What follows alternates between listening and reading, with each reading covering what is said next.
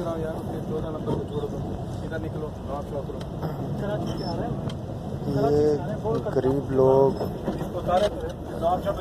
जिन्होंने टिकट लिया ट्रेन के ऊपर, तो ये बेचारे रश होने की वजह से वॉशरूम वाली जगह पे ठहरे हुए हैं, जैसे भी ठहरे हुए हैं। ये अभी कोई ये टिकट चेक कर या कोई इनकी मैनेजमेंट वाले आए हैं और ये पता नहीं अब इनसे क्या कह रहे हैं। तो वो बहुत मुश्किल से बेचारे अंदर बैठे हुए थे, तो ये आपके सामने है। ये अब उन्हें फ़ाइन लगा रहे हैं, किस चीज़ का फ़ाइन लगा रहे हैं कुछ पता नहीं। और इसमें आवाम का कोई कसूर नहीं, कसूर सिर्फ़ और सिर्फ रेलवे के डिपार्टमेंट का है कि भाई आपने इतनी टिकट्स दी ही क्यों, जब ट्रेन के अगर अंदर जगह ही नहीं, ठीक है, तो तुमने उनको टिकट क्यों दी। हर बंदे की सीट रिज़र्व होनी चाहिए।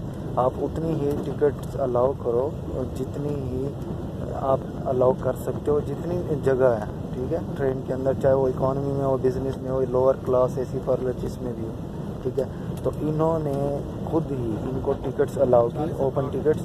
और डिफरेंट लोगों से मैंने पूछा, लोगों का कहना था कि किसी को 830 की मिली, किसी को 630 की मिली, और डिफरेंट तरह से इन्होंने लूटा है टिका अगर आवाम को इस ईद के मौके पे। तो ये आपके सामने है, ये जनाब जो है उनको, आप जो गरीब लोग हैं उनको जुर्माना भी उनका मतलब पेनल्टी हो उनको लगा रहे हैं। ये अब इकॉनमी में वो कह रहे हैं कि मैं जुर्माना चार्ज कर रहा हूँ आपको, वरना आपको एसी में आपको चार्ज करता। तो ये देख लें कि कितनी नाइंसाफ़ी है गरीब लोगों के साथ। गलती इनकी, रेलवे की, और जलील डिपार्टमेंट होगा। अभी ये हराम खा रहे हैं और कुछ भी नहीं कर रहे, हराम खा रहे हैं।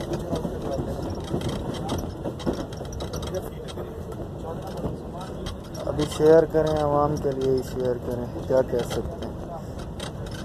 इमरान खान को सबसे पहले यही रेलवे को ही देखना चाहिए, PIA हो गया, रेलवे हो गया, और इस तरह के जितने भी करप्ट लोग हैं इनको पॉइंट आउट करना चाहिए।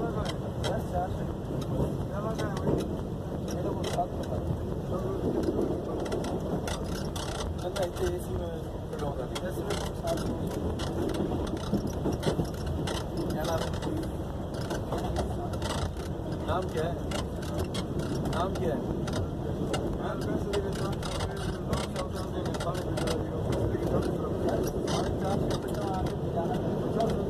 अभी हैं इन्होंने पता नहीं कहाँ की वो ली है टिकट, और उनसे ये पैसे ले रहे हैं AC के। ओपन टिकट पहले उन्होंने लिया था, अब AC ले रहे हैं जो डिपार्टमेंट के खाते में, जिसके पैसे नहीं जाएंगे, पैसे इनकी जेब में जाएंगे, ठीक है, पैसे इनकी जेब में जाएंगे। अब इनको शर्म आनी चाहिए, बहुत ज़्यादा शर्म आनी चाहिए। जलील इंसान हैं, जलील लोग हैं, हराम खा रहे हैं, बच्चों को भी हराम खिलाएंगे, और इनका क्या बनेगा। यह सब आपके सामने।